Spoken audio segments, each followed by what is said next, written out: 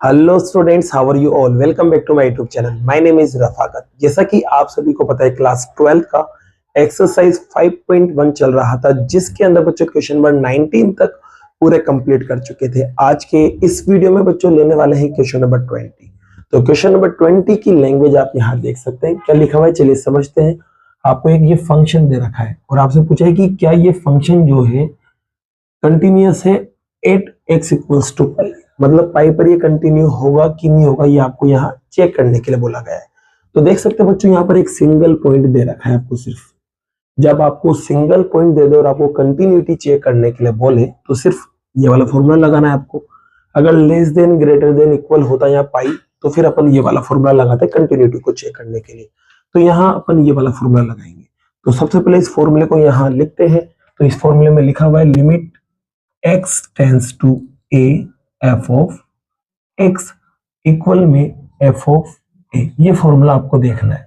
तो इसके लिए देखो बच्चों, क्या करना है, सबसे पहले आप ध्यान रखना, आपको इस वाले रिजल्ट को निकालना है। Limit x tends to a f of x को आपको यहाँ निकालना है। सबसे पहला काम ये करना है। अब देखिए बच्चों, यहाँ पर आपको किस पॉइंट पर कंटिन्यूटी चेक करना है, तो आपको चेक करना है x इक्वल्स टू पाई। ये जो फॉर्मूले थे बच्चों, वो x इक्वल्स टू a पर कंटिन्यू थे, ये फॉर्मूला कहता है। लेकिन अब आपको x इक्वल्स टू पाई पर देखना है, तो इसका मतलब ये है कि a की जगह यहाँ पाई रखना है आपको। तो यहाँ क्या करेंगे बच्चों, अपन a की जगह पाई रख देंगे। तो एट a इक्वल्स टू पाई। तो पाई पर देखते हैं शक्ल क्या बनेगी। तो शक्ल आपके पास बनने वाली लिमिट x टेंस टू पाई, फिर आपके पास आएगा बच्चों f ऑफ x। अब देखिए यहाँ फंक्शन रखना है, तो फंक्शन तो यही वाला रखा में आएगा यहाँ पर, क्योंकि ना तो ग्रेटर देन लेस देन है, तो सिर्फ फंक्शन ये रखा में आएगा। तो चलिए फंक्शन को रखते हैं। तो x टेंस टू पाई। अब यहाँ पर देखिए बच्चों, आपके पास लिखा हुआ है x square minus sine x और प्लस का 5। बच्चों लिमिट रखते हैं, तो x की जगह पाई आ जाएगा, तो यहाँ पर पाई का स्क्वायर हो जाएगा, minus sign as it is x की जगह पाई आ जाएगा और प्लस में 5। अब x की जगह पाई रख दिया, मतलब लिमिट रखाई में आ गई। अब बस आपको सोल्व करना है। तो आपको पता है बच्चों, साइन पाई जो होता है ना, वो 0 के बराबर होता है। तो ये 0 बन जाएगा और यहाँ 5 आ जाएगा। तो आप इसको सोल्व करेंगे तो क्या आएगा, पाई प्लस 5। तो आपका जो रिजल्ट मिला ये वाला, वो तो 5 प्लस पाई आ गया। अब ए से ही एफ ऑफ ए को अपन को यहाँ निकालना है, ठीक है। अब बच्चों ए की जगह आपको पता है क्या रखना है, वहां से देख सकते हैं पाई रखना है। तो यहाँ पर ए की जगह आपके पास पाई आ जाएगा। अब पाई आपने रख दिया है, तो बस अब आपको क्या करना है, फंक्शन देखना है। तो एट एक्स इक्वल्स टू पाई, इस पर जो फंक्शन है, और फंक्शन बच्चों देखो सीधा सा एक ही दे रखा है, तो फंक्शन यही आएगा, बदलेगा तो है नहीं। तो फंक्शन यही आएगा आपके पास एक ही पॉइंट पर। तो अब आपको क्या निकालना है, एफ ऑफ पाई निकालना है, और आपको एफ ऑफ एक्स पता चल चुका है। तो करना क्या है, एक्स की जगह बस पाई रख देना है इस जगह। तो रखो बच्चों यहाँ पर। तो आप एफ ऑफ पाई को जब आप निकालेंगे, तो एक्स की जगह पाई रखेंगे तो पाई का स्क्वायर हो जाएगा, माइनस साइन एक्स की जगह पाई और प्लस में 5। ये फिर से आपको पता है 0 के बराबर होता है, तो यहाँ पर 0 आ जाएगा और यहाँ 5 एज इट इज। अब इसको जब आप सोल्व करेंगे बच्चों, तो आपके पास आएगा पाई स्क्वायर प्लस 5। तो आप देखेंगे ये वाला जो रिजल्ट है वो मिला था pi plus 5, sorry pi square plus 5 मिलेगा, क्योंकि पाई पे यहाँ पर क्या था, स्क्वायर था। और ये जो रिजल्ट है ये भी क्या मिला, पाई स्क्वायर प्लस 5। तो दोनों के दोनों जो रिजल्ट है वो बराबर आए हैं। तो लास्ट में लिख देंगे हेंस, क्या लिखेंगे बच्चों, कि जो limit x tends to a f of x जो है ना, वो बराबर आ रहा है f ऑफ a। तो इस वजह से जो फंक्शन है, जो डिफाइन हुआ है फंक्शन है, किस पॉइंट पर, x इक्वल्स टू पाई पर क्या हो जाएगा, कंटिन्यूअस। तो लिख देना given function is continuous at x equals to pi. और इसी के साथ आपका क्वेश्चन नंबर 20 कंप्लीट होता है। नोट कीजिए, फिर लेते हैं नेक्स्ट क्वेश्चन को। जैसा कि बच्चों क्वेश्चन नंबर 21 आप यहां देख सकते हैं। क्वेश्चन नंबर 21 में आप लैंग्वेज पढ़ते हैं सबसे पहले, फिर समझते हैं क्या करना है। तो ये जो फंक्शंस आपको दे रखे हैं, देखो यहाँ लिखा हुआ है discuss the continuity of the following functions. मतलब ये जो फंक्शंस यहाँ दिए गए, इनकी आपको कंटिन्यूटी के बारे में चेक करना है कि कंटिन्यूटी है या नहीं है। तो बच्चों इसको समझने से पहले एक चीज को अपन यहाँ समझते हैं। जैसे कि बच्चों क्या होता है ना, जैसे कि अगर दो फंक्शन आपको दे रखे हैं, एक तो एफ ऑफ एक्स मान लेते हैं और एक जी ऑफ एक्स मान लेते हैं। अगर ये दो फंक्शन कैसे हैं, कंटिन्यू है। कैसे बच्चों, कंटिन्यू है अगर ये दोनों फंक्शन।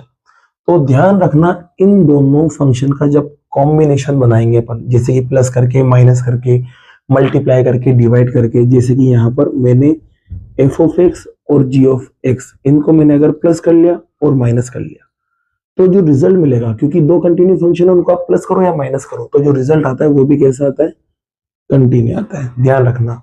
इसी बच्चों दो फंक्शन है उनको आप मल्टीप्लाई करो या डिवाइड करो। चलो मल्टीप्लाई अलग लिख देते हैं और डिवाइड का अलग लिख देते हैं। जैसे कि डिवाइड में अपन ने लिखा एफ ऑफ एक्स और इसके डिवाइड में आ गया जी ऑफ एक्स, तो इनका जब आप डिवाइड करो तो ध्यान रखना इस कंडीशन में भी फंक्शन कैसा रहता है, कंटिन्यू रहता है। ये एक थ्योरम होती है बच्चों, दो फंक्शंस अगर कंटिन्यू है तो उनका सम और इसके अलावा सब्ट्रैक्शन, मल्टीप्लिकेशन और डिवाइडेशन सारे के सारे क्या होते हैं, कंटिन्यू होते हैं। ये आपको ध्यान रखना है। अब ये ऐसा क्यों बताया मैंने, क्योंकि देखिए बच्चों यहाँ पर एक फंक्शन के अंदर दो फंक्शन का कंबाइंड फॉर्म दे रखा है। देख सकते हैं दो फंक्शन को प्लस करके लिखा गया है, दो फंक्शन को माइनस करके लिखा गया है और दो फंक्शन को मल्टीप्लाई करके यहाँ लिखा गया है। अगर ये दोनों फंक्शन अगर कंटिन्यू है तो इनका सम भी कंटिन्यू होगा। अगर ये दोनों फंक्शन कंटिन्यू है तो इनका जब माइनस करने पर जो रिजल्ट आएगा वो भी कंटिन्यू होगा। और ये दोनों फंक्शन अगर कंटिन्यू है तो इनका मल्टीप्लिकेशन भी कंटिन्यू होगा, ये अपन कह सकते हैं। तो इसके लिए सबसे पहले मुझे साइन एक्स और कोस एक्स को मुझे क्या करना पड़ेगा, कंटिन्यूटी चेक करना पड़ेगा। तो इसके लिए देखिए मैं यहाँ मान लेता हूँ कि जो साइन एक्स है ना, साइन एक्स इसको तो मैं मान लेता हूँ एच ऑफ एक्स। क्या मान लेता हूँ बच्चों, एच ऑफ एक्स में साइन एक्स को मान लेता हूँ, ठीक है। या फिर ऐसा कर लो जी ऑफ एक्स आप साइन को मान लो और जो एच ऑफ एक्स है वो आप इसको मान लो कोस एक्स को। अब आप देखेंगे यहाँ पर बच्चों पहले साइन एक्स को कंटिन्यूटी चेक करेंगे कि कंटिन्यू है नहीं है। अब जब अपन कंटिन्यू देखते हैं और जब आपको कोई पॉइंट नहीं देता तो फिर अपन एक पॉइंट लेते हैं सी। क्या लेते हैं, सी लेते हैं। और वो सी जो है वो सभी रियल नंबर से अपन बिलोंग करते हुए लेते हैं। तो यहाँ पर बच्चों में एक पॉइंट ले लूंगा, वो हो जाएगा सी, और जो सी है ना वो बिलोंग करेगा रियल नंबर से, ये ले लिया। अब सी पर मैं इनको देखूंगा कि कंटिन्यू है या नहीं है। तो देखिए बच्चों सबसे पहले मैं फर्स्ट पार्ट को लेने जा रहा हूँ, जी ऑफ एक्स बराबर साइन एक्स को मैं यहाँ लेने जा रहा हूँ। तो इसके लिए देखो बच्चों मुझे x इक्वल्स टू सी पर कंटिन्यू को चेक करना पड़ेगा। इसका मतलब x की जगह क्या आएगा, c आ जाएगा। और देखो एक ही पॉइंट है तो इसके लिए अपन सीधा था छोटा वाला फॉर्मूला लगा देते हैं, इससे भी काम हो जाएगा। और अगर आप ये लगाना चाहते हो तो इससे भी आंसर आएगा, लेकिन ये शॉर्ट पड़ता है तो अपन इसको लगाएंगे। तो इसके लिए देखो सबसे पहले मैं किसको निकालूंगा, limit x tends to a, limit x sorry h tends to a sorry x tends to a, फिर उसके बाद आएगा बच्चों f ऑफ x, ठीक है। अब देखिए बच्चों यहाँ पर क्या करना है, आपको पता है एक ही जगह कितना है, तो एक ही जगह इस बार आ गया सी। देख सकते हैं वहां पर एक ही जगह सी आ गया, तो यहाँ पर एक ही जगह पर सी रख देंगे तो x टेंस टू सी हो जाएगा। और जो फंक्शन है वो क्या आ जाएगा बच्चों, साइन x आ जाएगा। अब जब इसके अंदर वैल्यू रखेंगे, लिमिट रखेंगे आप, तो क्या बनेगा बच्चों, साइन सी बन जाएगा, ठीक है। अब मैं उधर वाला रिजल्ट निकालने जा रहा हूँ। उधर वाला रिजल्ट आपके पास एफ ऑफ ए, ठीक है। अब आपको पता है एक ही जगह कितना है बच्चों, तो एक ही जगह आपके पास यहाँ पर सी है, तो यहाँ पर आप सी रख देंगे। और सी रखेंगे तो बच्चों बस अब आपको क्या करना है, फंक्शन को सी पर निकालना है। तो फंक्शन ये रहा, यहाँ पर एफ की शक्ल में या जी की शक्ल में। अगर आप इसकी तरह बनाना चाहते हो तो यहाँ जी जी लिख देना, एक ही काम है। तो यहाँ मुझे फंक्शन को बनाना है, क्या करना है, फंक्शन को बनाना है। तो एक्स की जगह देखोगे यहाँ क्या आ गया, सी आ गया। तो जब मैं इसको ओपन करूंगा बच्चों, पहले तो आप फंक्शन ढूंढ लो, कि आपको पता है कि यार एक्स इक्वल्स टू सी पर जो फंक्शन है वो जी ऑफ एक्स के सॉरी साइन एक्स के बराबर आ रहा है। किसके बराबर आ रहा है बच्चों, साइन एक्स के। तो यहाँ पर अब मैं सी रख दूं तो आपके पास एफ ऑफ सी बनेगा, नहीं बनेगा, आप कहोगे सर बन जाएगा, तो ये बन जाएगा साइन सी, ठीक है। तो आपने देखा ये वाला रिजल्ट जो है, जब आपने लिमिट रख के फंक्शन को निकाला तो वो भी साइन सी आया, और जब आपने पॉइंट रख के फंक्शन को निकाला तो वो भी क्या है, साइन सी। तो इसका मतलब मैं कह सकता हूँ यहाँ पर कि जो साइन सी है, मतलब पहले तो बोल देंगे अपन के जो limit x tends to a F of x जो है वो इक्वल आ गया किसके, एफ ऑफ a के, ठीक है। सो जो साइन x है वो क्या हो जाएगा बच्चों, कंटिन्यू हो जाएगा, ठीक है। तो अपन को पता चल गया साइन सी क्या है, एक तरह से कंटिन्यू है। ऐसे ही अब मैं सेकंड नंबर पे किसको लूंगा, एच ऑफ एक्स बराबर कोस एक्स को मैं यहाँ लूंगा। तो इसके लिए भी बच्चों सबसे पहले इस वाले रिजल्ट को अपन चेक करेंगे। तो इसको लेते हैं limit x tends to a, और इसके बाद यहाँ आ जाएगा आपके पास एफ ऑफ एक्स। बच्चों आपको पता है एक ही जगह क्या है, तो एक ही जगह आप सी ले रहे हैं, एक पॉइंट है ना, तो यहाँ आ जाएगा लिमिट x टेंस टू सी, और यहाँ एफ ऑफ एक्स मतलब फंक्शन की बात चले तो फंक्शन आपके पास आ जाएगा cos x, क्लियर। अब लिमिट रख देते हैं बच्चों, तो जैसे लिमिट रखेंगे तो आपके पास आएगा cos c, ठीक है। तो ये आपके पास रिजल्ट आ गया। इसी अब मैं उधर वाला रिजल्ट चेक करूंगा, मतलब ये वाला। तो ये वाला रिजल्ट चेक करेंगे बच्चों, यहाँ पर तो आपके पास आया एफ ऑफ ए, आपको चेक करना है। अब आपको पता है ए की जगह क्या रखना है, सी रखना है, तो यहाँ ए की जगह अपन सी रख देते हैं, तो ये एफ ऑफ सी बन जाएगा। अब आपको पता है बच्चों जो फंक्शन है वो किसके बराबर है, वो cos x के बराबर है। तो अब मुझे एफ ऑफ सी निकालना है इस फंक्शन की मदद से, तो ये किसके बराबर आ जाएगा बच्चों, ये आ जाएगा cos c के बराबर। तो आपके cos c आ गया। तो आप देखेंगे इसका भी जो limit x tends to F of x और इसका जो एफ ऑफ है वो दोनों रिजल्ट क्या बता रहे हैं, cos c बता रहे हैं। तो मैं यहाँ कह दूंगा कि limit x tends to a F of x जो है वो बराबर है एफ ऑफ a के। अब ये दोनों बराबर है, इसका मतलब जो ये फंक्शन है cos x वाला वो भी क्या होगा बच्चों, कंटिन्यूस होगा। तो अपन कह सकते हैं cos x जो है वो एक तरह से कंटिन्यूस है। तो अब अपना काम हो गया बच्चों, अपन को पता चल गया sin x भी कंटिन्यूस है और cos x भी कंटिन्यूस है। इसका मतलब यहाँ पर जब पहले पार्ट पे अपन आएंगे तो ये जो रिजल्ट है वो भी क्या होगा, कंटिन्यूस होगा। तो यहाँ अपन कह सकते हैं क्योंकि ये दोनों कंटिन्यूस है तो यहाँ लास्ट में लिखेंगे अपन एक लाइन लिखेंगे, वो लाइन ये है बच्चों, हेंस एक तो आपने माना g ऑफ x एंड दूसरा क्या माना आपने h of x are continuous है ना, आर कंटिन्यूस। सो अब ये कंटिन्यूस है तो इसका मतलब आप कहेंगे कि g of x plus h of x is also continuous. ये दोनों भी क्यों है कंटिन्यूस, क्योंकि ये दोनों कंटिन्यूस है तो इनका सम भी क्या होगा, कंटिन्यूस होगा ना। तो कंटिन्यूस होगा तो यहाँ पर अब आप क्या कर देंगे, वैल्यू रख देंगे बच्चों। तो ये कंटिन्यूस है तो अब इसकी वैल्यू रख दो यहाँ पर sin x और इसकी वैल्यू रख दो यहाँ पर cos x, तो ये भी क्या होगा बच्चों, कंटिन्यूस हो जाएगा। आ गई होगी बात समझ में। तो पहला पार्ट आपका कंप्लीट हुआ। फिर ऐसे ही बच्चों देखो यहाँ पर ये दोनों कंटिन्यूस थे तो इसका मतलब इन दोनों का जब मैं माइनस करूंगा तो वो भी कंटिन्यूस आएगा। तो मैं कह सकता हूँ यहाँ पर जो g ऑफ x है माइनस h ऑफ x है ये भी क्या हो जाएगा बच्चों, कंटिन्यूस हो जाएगा, क्योंकि ये दोनों अलग अलग कंटिन्यूस है तो इनका माइनस भी क्या हो जाएगा, एक तरह से कंटिन्यूस हो जाएगा। अब इनका माइनस कंटिन्यूस है तो अब वैल्यू रख दो यहाँ पर g ऑफ x की, तो g ऑफ x आपने माना था sin x को और इसको माना था आपने cos x को, तो ये भी क्या हो जाएगा, कंटिन्यूस हो जाएगा। ये लो आपका सेकंड पार्ट भी हो गया। इसी बच्चों यहाँ पर मल्टीप्लाई आ रहा है तो कहने का मतलब ये दोनों कंटिन्यूस थे, ये दोनों क्या थे, कंटिन्यूस। तो इसका मतलब मैं कह सकता हूँ g of x dot cos h of x इनका मल्टीप्लाई जब मैं करूंगा तो ये भी एक तरह से क्या होगा बच्चों, कंटिन्यूस होगा, इज ऑल्सो कंटिन्यूस। अब जब ये कंटिन्यूस है तो इनकी वैल्यू रखूंगा तो वो भी कंटिन्यूस आएगा। तो वैल्यू क्या है बच्चों, तो वैल्यू है sin x और cos x, ये भी क्या हो जाएगा, एक कंटिन्यूस फंक्शन हो जाएगा। तो देख सकते हैं बच्चों आपको कुछ इस तरह से इस क्वेश्चन को करना था। सबसे पहले तो आपको क्या करना था, इन दोनों अलग अलग फंक्शन को कंटिन्यूस लाना था। तो अपन अलग अलग दोनों फंक्शन को कंटिन्यूस लेके आगे, फिर अपन को पता है कि दो कंटिन्यूस फंक्शन का सम भी कंटिन्यूस होता है, उनका सब्ट्रैक्शन भी कंटिन्यूस होता है और उनका मल्टीप्लिकेशन भी कंटिन्यूस होता है। तो पहले मैंने कंटिन्यूस बताया, अब ये दोनों कंटिन्यूस आ गए तो इसका मतलब इनका सम भी कंटिन्यूस है, तो मतलब वैल्यू रखूंगा मैं इन दोनों की, यहाँ से g ऑफ x और h ऑफ x की वैल्यू रखूंगा तो sin x cos x आएगी तो ये भी कंटिन्यूस होगा। इसी इनका माइनस भी कंटिन्यूस है तो sin x minus cos x भी कंटिन्यूस होगा, और इनका मल्टीप्लाई भी कंटिन्यूस है तो मतलब sin x multiply cos x भी कंटिन्यू होगा। तो इसी के साथ बच्चों क्वेश्चन नंबर 21 आपका कंप्लीट होता है। अब लेते हैं क्वेश्चन नंबर 22 को। जैसा कि बच्चों क्वेश्चन नंबर 22 आप यहाँ देख सकते हैं, क्वेश्चन नंबर 22 में आपको कंटिन्यूटी चेक करना है। अब कंटिन्यूटी चेक करना है एक तो किसकी, कोसाइन की, एक आपको चेक करना है कोसेकेंड और एक चेक करना है सेकेंड, और एक आपको चेक करना है कोटेंजेंट की कंटिन्यूटी आपको यहाँ चेक करना है।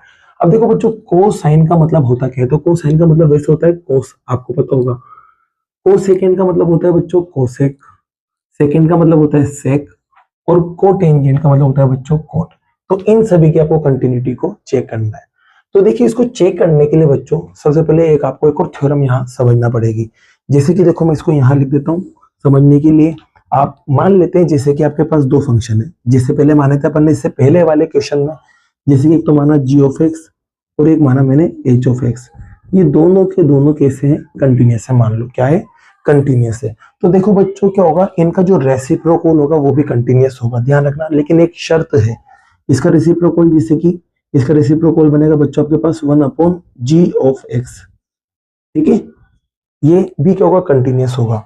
लेकिन कंटिन्यूस होने के लिए जो कंडीशन है वो ये है कि g ऑफ x जो है ना वो बराबर नहीं होना चाहिए 0 के, तब जाके वो क्या कहलाएगा बच्चों, कंटिन्यूस कहलाएगा।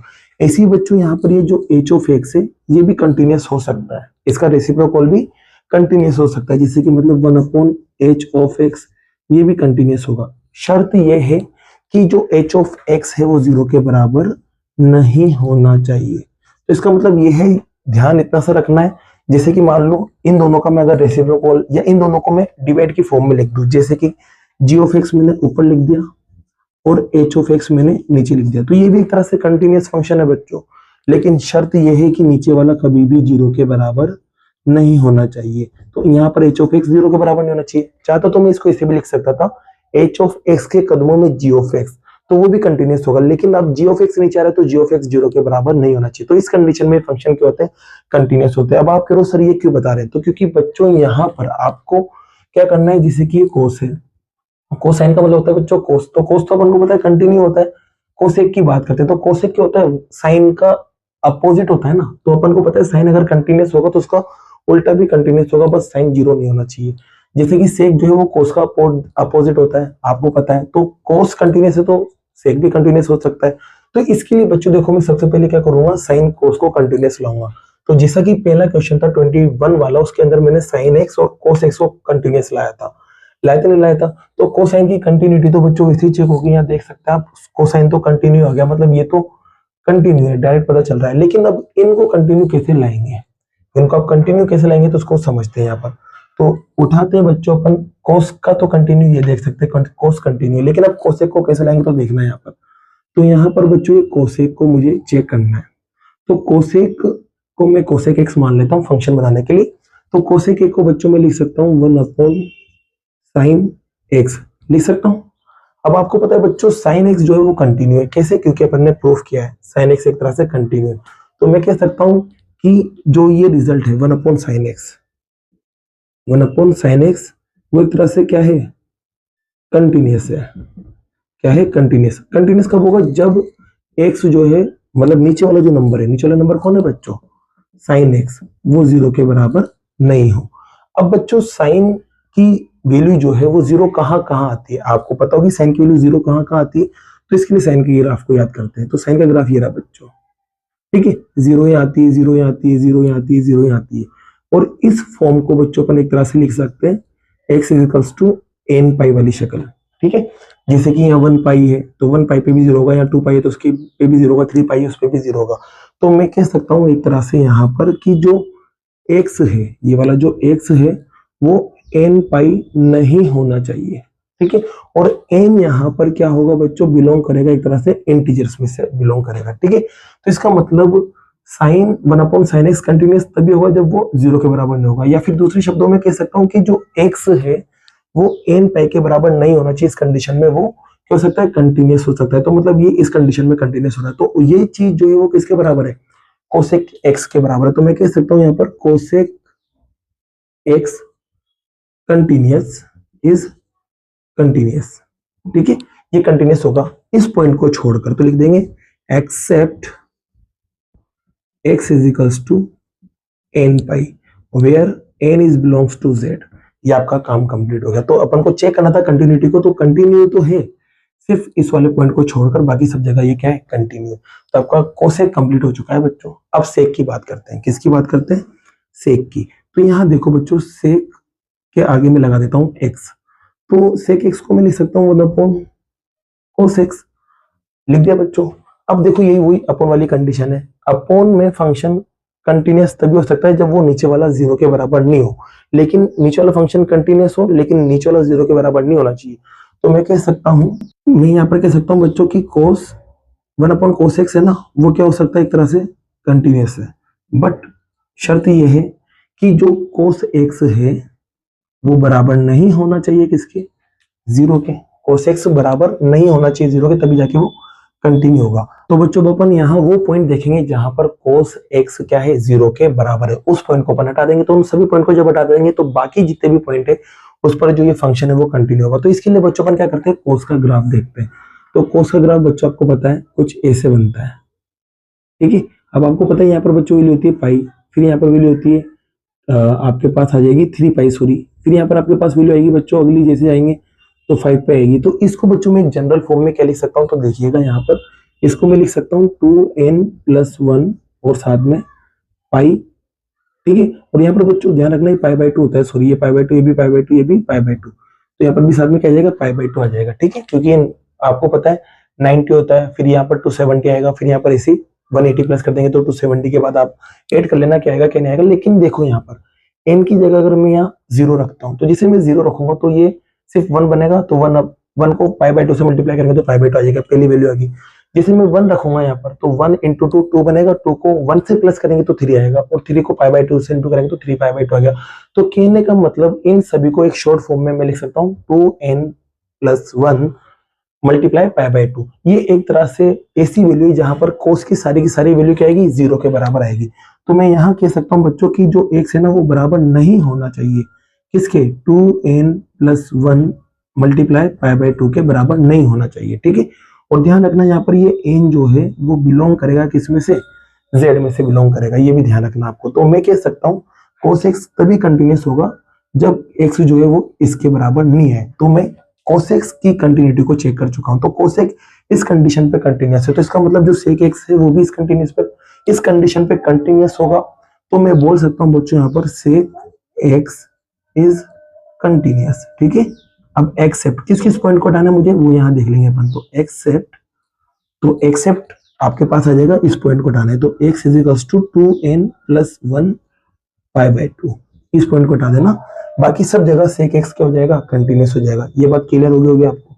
अब ये क्लियर हो गया तो बच्चों लास्ट एक बच रहा है आपके पास कोट, तो कोट को भी यही देख लेते हैं बच्चों। तो कोट जो है आपको पता है, कोट को मैं लिख सकता हूँ cos x upon sin x, लिख सकता हूँ बच्चों cos x upon sin x। अब मुझे क्या करना है, मुझे देखना है कि sin x 0 के बराबर नहीं होना चाहिए, क्योंकि नीचे वाला 0 के बराबर नहीं होना चाहिए। देख सकते हैं यहाँ पर मैंने कंडीशन लिखाई थी, नीचे वाला बंदा 0 के बराबर नहीं होना चाहिए, तो यहाँ पर भी जो sin x है वो 0 के बराबर नहीं होना चाहिए। तो मैं यहाँ लिखूंगा पहले तो कि cos x upon sin x वो कंटिन्यूस होगा कब, जब जो sin x है वो 0 के बराबर नहीं हो। और 0 किस जगह मिलती है वैल्यू sin की, तो अभी मैंने जस्ट बताया n पाई पर, मतलब n की वैल्यू 1 2 3 4 5 6 कुछ भी रखो, इन सब जगह sin की जो वैल्यू है क्या मिलेगी, 0 मिलेगी। तो इस कंडीशन पर जो sin है वो 0 के बराबर होता है। तो इनको हटा दो, इन पॉइंट को जैसे हटा देंगे तो जितने भी पॉइंट होंगे उन सभी पॉइंट पर जो sin x है वो क्या होगा, कंटिन्यूस होगा बच्चों, ठीक है। तो यहाँ से इन पॉइंट को मैंने हटा दिया। अब इनको जैसे मैंने हटाया तो इसका मतलब ये जो फंक्शन है वो कंटिन्यूस बन गया। जब ये फंक्शन कंटिन्यूस है तो इसको मैं क्या लिख सकता हूँ, कोट लिख सकता हूँ। तो कोट x भी क्या होगा, कंटिन्यूस होगा। इन पॉइंट को हटा दो तो x इक्वल टू n पाई को छोड़कर जितने भी पॉइंट है उन पर कोट x क्या होगा, कंटिन्यूस होगा। तो बस इसमें कुछ ऐसी ही लैंग्वेज आपको लिखना था। और इसी के साथ बच्चों ये आपका क्वेश्चन नंबर 22 भी क्या होता है, कंप्लीट होता है। अगर क्वेश्चन समझ आया बच्चों और वीडियो पसंद आई तो वीडियो को लाइक कीजिए और चैनल को सब्सक्राइब कीजिए। मिलते हैं नेक्स्ट वीडियो में। Thank you so much.